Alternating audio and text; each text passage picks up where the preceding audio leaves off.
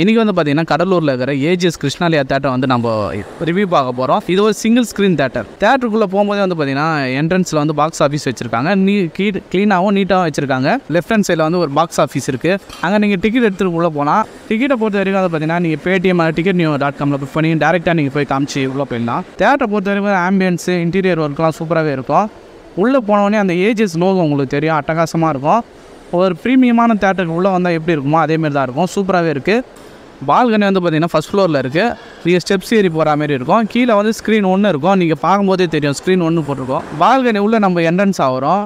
இது கட் பண்ணாமல் ஒரு சிங்கிள் வியூவாக பாருங்கள் எவ்வளோ சூப்பராக இருக்குன்னு. வியூலாம் சூப்பராகவே இருக்கும். நீட்னஸ் எல்லாமே சூப்பராக இருக்குது. நல்லா க்ளீனாக வச்சுருக்காங்க. இந்த ஸ்க்ரீன் சைஸை வந்து பாருங்கள் எப்படி இருக்குன்னு. உங்களுக்கு அப்போ தான் ஒரு ஐடியா கிடைக்கும். இந்த சைஸு எங்கே உட்காந்து படம் பார்க்கலாம் உங்களுக்கு ஒரு ஐடியா வரும். ஏஜிஎஸை பொறுத்த வரைக்கும் சீட் கலர் வந்து ரெட் கலர் தான் யூஸ் பண்ணுவாங்க. அதேமாரி இந்த தேட்டர்லேயும் ரெட் கலர் யூஸ் பண்ணியிருக்காங்க.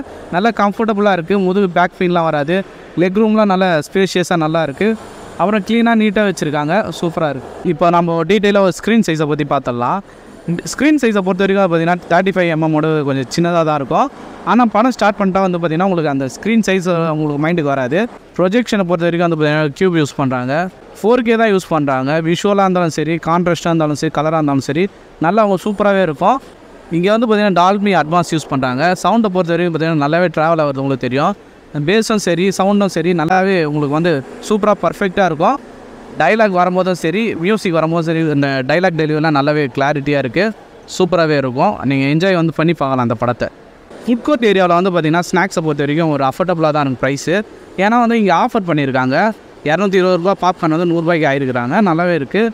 இங்கே வந்து பார்த்திங்கன்னா நம்ம பாப்கார்ன் வாங்கியிருந்தோம், சில ஃப்ரெஞ்ச் ஃப்ரைலாம் வாங்கியிருந்தோம். கொஞ்சம் கம்மியாக தான் இருந்தது. நல்ல ஒரு ப்ரைஸில் வந்து இவங்க சேல் பண்ணுறாங்க.